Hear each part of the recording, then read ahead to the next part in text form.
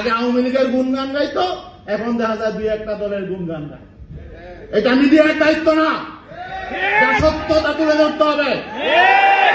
ইসলামী আন্দোলন বাংলাদেশ জনগণের সংগঠন, দেশের কল্যাণে জনগণের কল্যাণে রাজনীতি করে।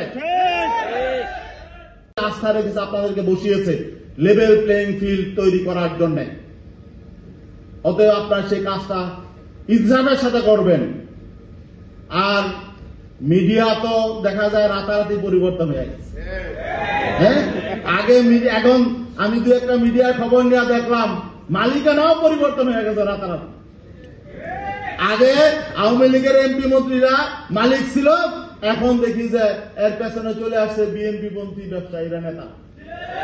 তার মানে কোন চরিত্রের, রাজনৈতিক চরিত্রের কোন পরিবর্তন হয় নাই, এজন্য অভ্যুত্থান হয় নাই, এজন্য এদেশের ছাত্ররা জীবন দেয় নাই। আগে আওয়ামী লীগের গুণগান গাইতো, এখন দেখা যায় দুই একটা দলের গুণগান গায়। এটা মিডিয়ার দায়িত্ব না, যা সত্য তা তুলে ধরতে হবে। ইসলামী আন্দোলন বাংলাদেশ জনগণের সংগঠন, দেশের কল্যাণে জনগণের কল্যাণে রাজনীতি করে। আমরা কোন জায়গায় বৈষম্য দেখতে চাই না, কিন্তু সবচাইতে বেশি বৈষম্য করে মিডিয়া।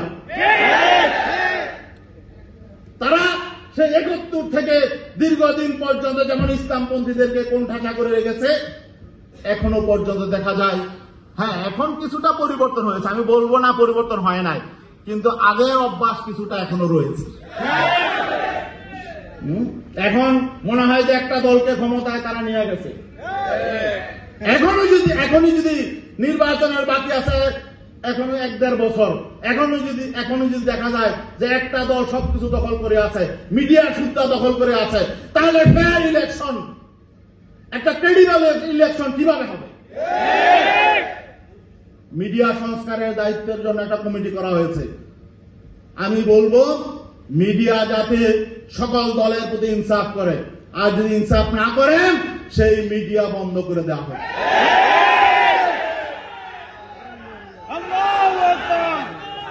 আমাদের পরিষ্কার কথা, আমরা অতীতের কালচার দেখতে চাই না, প্রতিহিংসার রাজনীতি দেখতে চাই না, বৈষম্যের রাজনীতি দেখতে চাই না, এবং বৈষম্যের সমাজ আমরা বরদাস্ত করব না।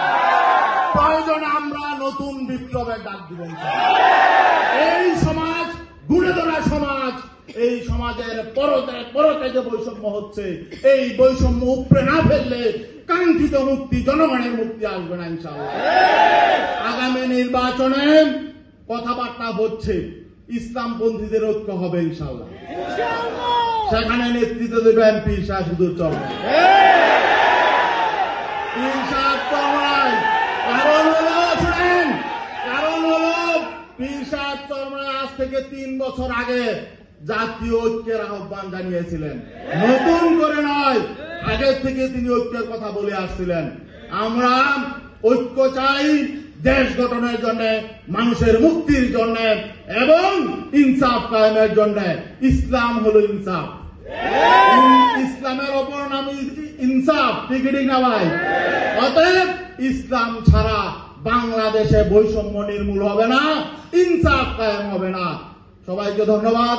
আপনারা যে সমস্ত প্রস্তাবনা দিয়েছেন, মতামত দিয়েছেন, আমাদের আমেলায়